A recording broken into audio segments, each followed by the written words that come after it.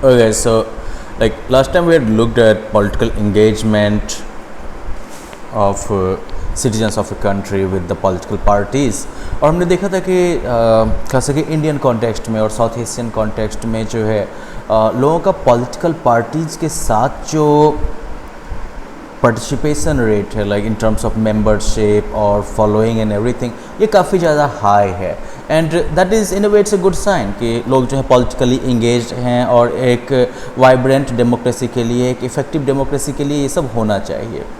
अब आगे हम बात करते हैं कि ये जो पार्टीज़ होती हैं which are such an integral part of any representative democratic system, तो ये पार्टीज़ किस किस तरह की होती हैं। And now we are going to focus on two types of parties, national parties and then state level parties या regional parties. तो नेशनल पार्टीज़ की अगर हम बात करें तो बेसिकली लाइक जो भी फेडरल सिस्टम बेस्ड जो भी डेमोक्रेसी होगी वहाँ पर जो है आपको दो तरह की पॉलिटिकल पार्टीज़ मिलती हैं, parties that are present in only one of the federal units and parties that are present in several और all units of the federation.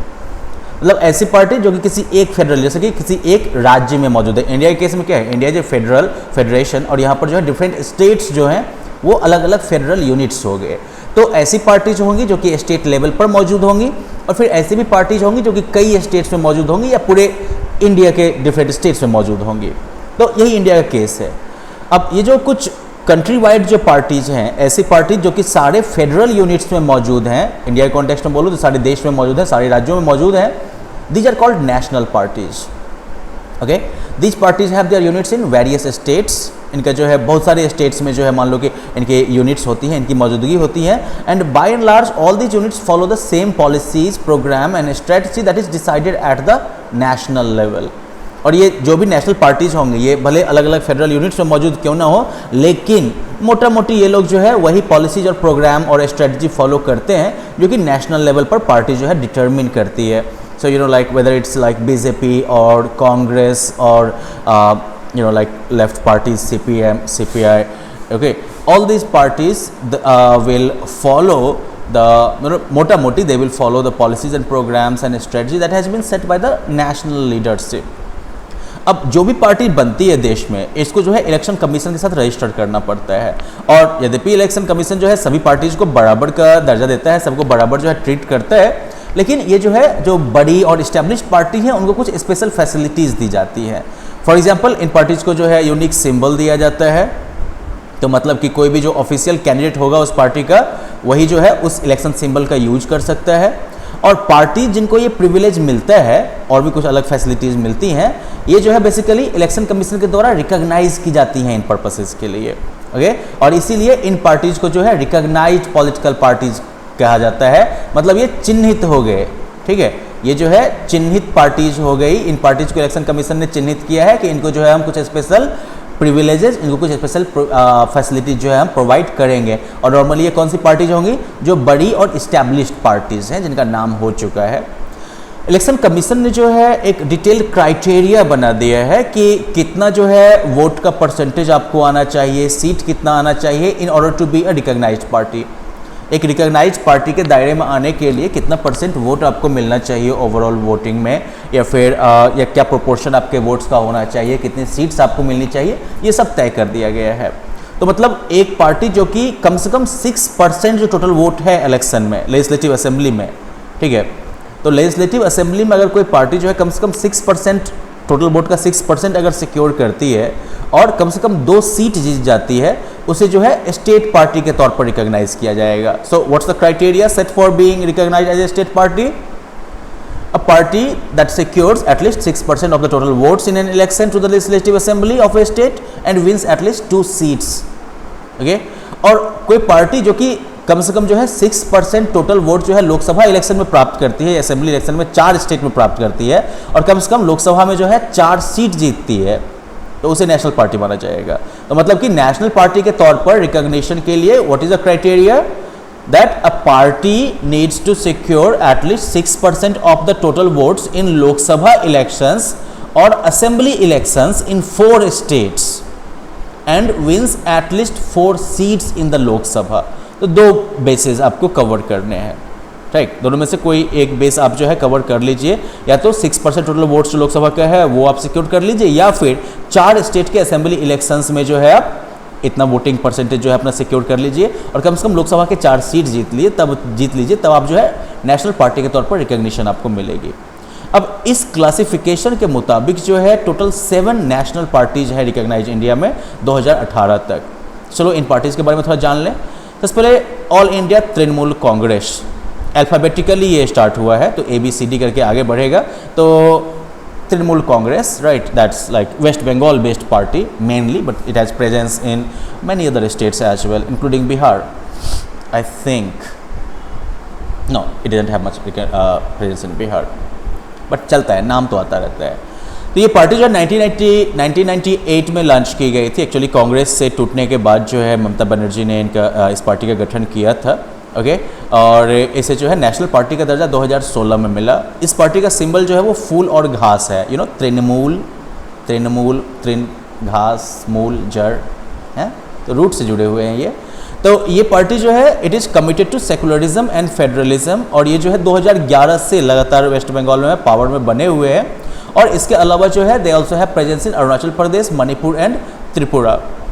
General election 2019 में जो है इसे टोटल 4.7% वोट्स मिले थे और इसने जो है 22 सीट्स जीती थी, making it the 4th largest party in the Lok Sabha. Okay, ये जो है लोकसभा की सबसे बड़ी पार्टी, सॉरी, चौथी सबसे बड़ी पार्टी बनकर उभरी थी ये पार्टी। 22 सीट्स वेस्ट बंगाल से मिले थे इसे। दूसरे नंबर पर आपकी बहुजन समाजवादी पार्टी है, बहुजन समाज पार्टी है, BSP, मायावती अभी इनकी प्रेसिडेंट हैं, वही मेन फिगर है अभी के टाइम में। ये 1984 में इसकी स्थापना हुई थी कांसीराम के लीडरशिप में। और ये जो है जो बहुजन समाज है जिसमें कि दलित, आदिवासी, OBCs और रिलीजियस माइनॉरिटीज आती हैं, तो इस बहुजन को रिप्रेजेंट करने के लिए और उनके लिए पावर सिक्योर करने के एजेंडा के साथ ये पार्टी जो है इस्टेब्लिश हुई थी। और इनके इंस्पिरेशन में थे साहू महाराज, महात्मा फुले, पेरियार रामास्वामी नायकर और बाबा साहब अम्बेडकर। तो ये पार्टी जो है वो मेनली कह सकते हो कि दलित या ऑप्रेस्ड जो लोग हैं उनके इंटरेस्ट और वेलफेयर को सिक्योर करने के लिए जो है ये स्टैंड लेती है। और यह इसका जो मेन बेस रहा है वो यूपी में रहा है, but it also has presence in states like Madhya Pradesh, Chhattisgarh, Uttarakhand, Delhi, Punjab, actually Rajasthan में भी अभी इनका प्रेजेंस है असेंबली में। तो इन्होंने जो है उत्तर प्रदेश में कई बार सरकार भी बनाई है अलग अलग पार्टी से सपोर्ट लेके। एक टाइम में BJP से भी सपोर्ट लिया था, एक टाइम में जो है समाजवादी पार्टी से भी सपोर्ट लिया था। लोकसभा इलेक्शन जो होल्ड किया गया था 2019 में, इसमें जो है इसे टोटल इस पार्टी को टोटल 3.63% टोटल वोट्स मिले थे लोकसभा वोट में, और साथ साथ जिसने जो है लोकसभा में 10 सीटें जीती थी। सो वेल, दैट्स गुड, अच्छा परफॉर्मेंस रहा। Bharatiya Janata party BJP, it was founded in 1980। इससे पहले भारतीय जनसंघ नाम की पार्टी हुआ करती थी जिसकी स्थापना श्यामा प्रसाद मुखर्जी ने जो है 1951 में की थी। तो इसी पार्टी भारतीय जनसंघ को जो है रिवाइव किया गया और इसको जो है BJP बनाया गया। तो ये जो है एक स्ट्रॉन्ग और मॉडर्न इंडिया बनाना चाहता है, drawing inspiration from India's ancient culture and values. मतलब भारत की जो एक ऐतिहासिक धरोहर रही है कल्चर के टर्म्स में, वैल्यूज के टर्म्स में, उस सबसे इंस्पिरेशन लेते हुए जो है ये भारत का एक मजबूत और आधुनिक भारत के निर्माण का जो है ये स्टैंड लेती है ये पार्टी। और दीनदयाल उपाध्याय के जो आइडियाज़ थे, integral Hinduism and Antyodaya, okay, ये इनके की आइडिया, इनको भी इसमें जगह मिलती है। कल्चरल नेशनलिज्म या हिंदुत्व जो है वो with in like the ideological framework of BJP, जो कल्चरल नेशनलिज्म रहा है ये जो है इनके इंडियन नेशनहुड और पॉलिटिक्स का जो है बड़ा हिस्सा रहा है। ओके, इनके जो मेन जो एजेंडा इनका जो रहा था, जैसे कि full territorial and political integration of Jammu and Kashmir with India, that was like वो धारा 370 था ना जिसको कि ख़त्म किया था। तो ये वो वाला मुद्दा हो गया, आप लोग मेनली उसी नाम से उसको जानते होंगे, you can research about it. इसके अलावा जो है they also talk about uniform civil code for all people living in the country irrespective of religion and ban on religious conversions. दूसरा जो इनका प्रमुख मुद्दा रहा है वो ये रहा है कि पूरे इंडिया में जो है कि यूनिफॉर्म सिविल कोड होना चाहिए. For example like earlier India had actually Hindu family code as well, then they also have Islamic इस्लाम से रिलेटेड उनका एक अलग अपना जो है कोड है जिसके मुताबिक उनके बहुत सारी चीज़ें खास करके जो है उनके कल्चरल और जो रिलीजियस एस्पेक्ट्स डोमेन के जो भी डील्स होती हैं वो सब रेगुलेट होते हैं. तो अब इसका यह है कि पूरे इंडिया में जो है एक यूनिफॉर्म सिविल कोड होना चाहिए. ये धर्म के आधार पर कुछ प्रथाएं जो हैं वो बदलनी नहीं चाहिए, सबके लिए बराबर रहना चाहिए सीन. और दूसरा इनका हो गया कि रिलीजियस कन्वर्जन्स पर बैन लगना चाहिए. जो धर्मांतरण होता है ना, एक धर्म से लोग दूसरे धर्म में स्विच करते हैं, इस पर बैन लगना चाहिए. इसका सपोर्ट बेस जो है वो 1990s में जो है बढ़ना शुरू हुआ. ठीक है, अर्लियर जो है ये पार्टी पहले जो है नॉर्थ और वेस्ट वगैरह में लिमिटेड थी और अर्बन एरियाज़ में लिमिटेड थी, लेकिन धीरे धीरे पार्टी ने जो है अपना सपोर्ट बेस साउथ में, ईस्ट में, नॉर्थ ईस्ट में और रूरल एरियाज़ में, ग्रामीण क्षेत्रों में भी पार्टी ने अपनी पहुंच जो है वो बनाई है. 1998 में जो है एनडीए, नेशनल डेमोक्रेटिक अलायंस के लीडिंग पार्टी के तौर पर ये जो है सत्ता में आई थी, जिसमें कि बीजेपी थी और बहुत सारी जो है रीजनल पार्टीज़ थी. 2019 में जो है ये लार्जेस्ट पार्टी के तौर पर उभरी 303 लोकसभा के सदस्यों के चुनाव के साथ. और करंटली जो है एनडीए जो है इसकी सेंटर में सरकार चल रही है. और पार्टी आपकी हो गई फिर कम्युनिस्ट पार्टी ऑफ इंडिया. ये जो है 1925 में इसकी स्थापना हुई थी. ये जो है मार्क्सिज्म लेनिनिज्म के आइडियाज़ में विश्वास करती है, सेकुलरिज्म और डेमोक्रेसी में विश्वास करती है. तो और साथ ही साथ जो है ये सेसेशनिज्म और मतलब कि अलगाववाद और कम्युनलिज्म, संप्रदायवाद, इसका भी ये विरोध करती है. सीपीआई जो है ये पार्लियामेंट्री डेमोक्रेसी जो है इसको एक्सेप्ट करती है as a means of promoting the interest of the working class, farmers and the poor. Because Marxism Leninism, Marx और लेनिन वगैरह जो थे वो भी जो है समाज के पिछड़े वर्ग के हक की बात करते थे, वो भी जो है वर्कर्स रिवॉल्यूशन वगैरह की बात करते थे और एक सोशियो इकोनॉमिकली इक्वल सोसाइटी की वो जो है परिकल्पना कर रहे थे. तो ऐसे में सीपीआई जो है ये भी जो है वर्किंग क्लास, फार्मर्स और जो पुअर हैं उनके इंटरेस्ट को प्रमोट करने का दावा करती है. अगेन आई एम सेइंग दावा करती है बिकॉज ऑल दिस पार्टीज से डिफरेंट थिंग्स, लेकिन किस तरीके से वो उसको इम्प्लीमेंट करते हैं, उनके पॉलिसी या प्रोग्राम या स्ट्रेटजी का implementation, that becomes the real issue.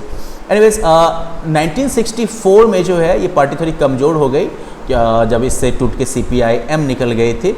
इस पार्टी का सिग्निफिकेंट प्रेजेंस आपको केरला, वेस्ट बंगाल, पंजाब, आंध्र प्रदेश और तमिलनाडु में मिलता है. सपोर्ट बेस इसका धीरे धीरे घटता रहा है और इनफैक्ट 2019 के इलेक्शन में जो है इसे 1% से भी कम वोट मिला और 2 सीटें मिली लोकसभा इलेक्शन में. ऑफ कोर्स ये जो है सभी लेफ्ट पार्टीज के साथ आने की अपील करती है ताकि एक स्ट्रॉन्ग लेफ्ट फ्रंट इंडिया में बन सके. अब ऑफ कोर्स हम आते हैं CPIM पर, जो कि CPI से टूट के निकली थी. इसकी स्थापना 1964 में हुई और ये जो है मार्क्सिज्म लेनिनिज्म में ही विश्वास करती है. ये भी सोशलिज्म, सेकुलरिज्म और डेमोक्रेसी वगैरह को सपोर्ट करती है और साथ ही साथ जो है इम्पेरियलिज्म और कम्युनलिज्म का विरोध करती है. इम्पेरियलिज्म साम्राज्यवाद कह सकते हैं. मॉडर्न टाइम में ऑफ कोर्स पहले वाला तो ब्रिटिश इम्पेरियलिज्म वाला तो नहीं मिलता है अब, लेकिन क्या है कैपिटलिस्ट इम्पेरियलिज्म का टाइम आ गया है कि आप जो है देश पर कब्जा नहीं करिए, बस वहाँ का सब कुछ आप खरीद लीजिए अपने मल्टीनेशनल कॉरपोरेशंस के थ्रू और आपका कब्जा हो जाएगा. ठीक है, तो इस तरह के इम्पेरियलिज्म और संप्रदायवाद, कम्युनलिज्म, जहाँ पर धर्म वगैरह के आधार पर जो भेदभाव होता है, तो इस तरह के मुद्दों का ये विरोध करते हैं. ये पार्टी भी जो है डेमोक्रेटिक इलेक्शंस को एक्सेप्ट करती है as useful and helpful means of securing the objective of socio-economic justice in India. Socio-economic justice का मतलब क्या होगा कि हर एक वर्ग को जो है उचित मौका मिलना चाहिए, हर एक वर्ग को जो है उचित संसाधन मिलने चाहिए ताकि वो भी जो है विकास का फ़ायदा उठा सके. इसका स्ट्रॉन्ग सपोर्ट बेस जो है आपको वेस्ट बंगाल, केरला और त्रिपुरा में मिलता है. खास करके जो गरीब लोग हैं, जो फैक्ट्री वर्कर्स हैं, फार्मर्स हैं, खेतिहर मजदूर हैं और जो पढ़े लिखे इंटेलिजेंसिया जो क्लास है, उनके बीच में इसको काफ़ी सपोर्ट मिलता है. ये जो है उन नई इकोनॉमिक पॉलिसीज़ का विरोध करती है जिसके तहत जो फॉरेन कैपिटल और फॉरेन गुड्स वगैरह का जो फ्री फ्लो होता है, मैंने कहा ना, वो MNCs वगैरह के थ्रू जो पैसा आता है इकोनॉमी के अंदर, राइट, और जिस तरह से जो है नेशनल रिसोर्सेज वगैरह जो हैं वो इन MNCs के हाथों चले जाते हैं, इसका ये विरोध करती है. ये पार्टी जो है वो वेस्ट बंगाल में 34 साल तक लगातार पावर में रही थी. आप लोग कभी जो है वो ज्योति बासु के बारे में सर्च कर लीजिएगा। उन्होंने काफ़ी लंबे समय तक वेस्ट बंगाल में शासन किया था। 2019 में लोकसभा इलेक्शंस के दरमियान इसे जो है 1.75% वोट्स मिले और 3 सीटें मिली थी। फिर हम बात करते हैं इंडियन नेशनल कांग्रेस की, one of the oldest parties of India. तो पॉपुलरली जो है इसे कांग्रेस पार्टी कहते हैं और ये जो है दुनिया की सबसे पुरानी पार्टीज में से एक है। 1885 में इसकी जो है स्थापना हुई थी और उसके बाद इसमें बहुत सारे जो है स्प्लिट्स हुए हैं, बहुत टूट फूट हुई है एक्चुअली। और इसने जो है इंडियन पॉलिटिक्स में नेशनल और स्टेट लेवल पर जो है कई दशकों तक जो है एक डोमिनेंट रोल प्ले किया था। नेहरू जी के जवाहरलाल नेहरू जो हुआ आवर फर्स्ट प्राइम मिनिस्टर, तो उनके लीडरशिप में पार्टी ने जो है एक मॉडर्न सेकुलर डेमोक्रेटिक रिपब्लिक बनाने की कोशिश की थी इंडिया में। ये पार्टी जो है वो सेंटर में 1977 तक तो लगातार रूलिंग पार्टी रही और उसके बाद थोड़ा सा ब्रेक आया 3 साल का, और फिर 1980 से लेके 1989 तक ये लगातार पार्टी में रही, सेंटर में इसकी सत्ता रही। 1989 के बाद इसका सपोर्ट बेस जो है वो घटने लगा, लेकिन ये जो है इसकी देश में जो है इसकी मौजूदगी जो है अभी भी बनी हुई है इस पार्टी की, और ये जो है बहुत सारे सोशल सेक्शंस में इसकी अपील है इस पार्टी की। ये एक सेंट्रिस्ट पार्टी है, मतलब ये तो ना तो राइट विंग बीजेपी की तरह ना तो ये राइटिस्ट पॉलिसीज़ को प्रमोट करती है और ना ही ये जो है CPIM की तरह जो है लेफ्टिस्ट पॉलिसीज़ को जो है प्रमोट करती है अपने आइडियोलॉजिकल स्टैंड में। और पार्टी जो है वो secularism and welfare of weaker sections and minorities, इस मुद्दे को जो है ये पार्टी प्रमोट करती है। INC का जो सपोर्ट है, INC जो है वो नए जो इकोनॉमिक रिफॉर्म्स हुए हैं इनका भी सपोर्ट करती है, मतलब कि FDI वगैरह जो शुरू हुआ, फॉरेन डायरेक्ट इन्वेस्टमेंट के लिए रास्ता खोला गया है, बहुराष्ट्रीय कंपनियों को जो है भारत में कारोबार करने का जो मौका दिया जा रहा है। तो ये जो इकोनॉमिक लिबरलाइजेशन हुआ है इंडिया में, जिससे कि प्राइवेट बिजनेस को प्रमोट किया जा रहा है, तो इसको ये सपोर्ट करती है, लेकिन ये इसको एक ह्यूमन फेस देने की बात करती है। इनके ये जो है UPA की ये लीडिंग पार्टी के तौर पर रही है और 2004 से लेकर 2019 तक जो है ये 2004 से लेकर 2014 तक एक्चुअली ये सत्ता में भी थे। 2019 के लोकसभा इलेक्शन में जो है इस पार्टी को 52 सीटें मिली थी, 52।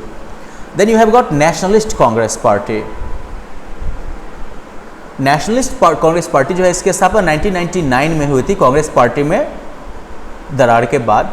ये जो है डेमोक्रेसी, गांधी का जो सेकुलरिज्म का वर्जन था, इक्विटी, सोशल जस्टिस और फेडरलिज्म, इन सभी की बात करते हैं और ये चाहते हैं कि जो गवर्नमेंट के जो हाई ऑफिसेज हैं वो जो इंडिया के नेचुरल बॉर्न सिटीजन्स हैं उन्हीं के पास रहना चाहिए। नेचुरल बॉर्न सिटीजन्स, तो इवन द कांग्रेस प्रेसिडेंट कहना थोड़ा गलत होगा क्योंकि थोड़ी अनसर्टेनिटी चल रही है, but according to this party Sonia Gandhi could never have become the prime minister of India और any minister for that matter, जो इस पार्टी का एजेंडा है उसके मुताबिक। ये जो है महाराष्ट्र में एक मेजर पार्टी है और इसने जो है इसका जो मेघालय, मणिपुर और असम में भी जो है ठीक ठाक प्रेजेंस है इनका। शरद पवार इनके प्रमुख फिगर में हो गए। ये एक कोलिशन पार्टी है स्टेट ऑफ महाराष्ट्र में कांग्रेस के साथ, और 2004 से जो है ये UPA की मेंबर पार्टी के तौर पर रही है। करेंटली जो है NCP ने जो है महाराष्ट्र में वो महागठबंधन अखाड़े, क्या नाम का एक उन्होंने गठबंधन बना रखा है, NCP, कांग्रेस एंड शिवसेना, तो इनकी स्टेट में भी सरकार है। तो ये आपकी हो गई नेशनल पार्टीज़, इनके बारे में थोड़ा बहुत जानना हमेशा यूजफुल होता है। In the next lesson we will look at state parties. ठीक है, तो मिलते हैं फिर अगले लेसन में। Bye bye.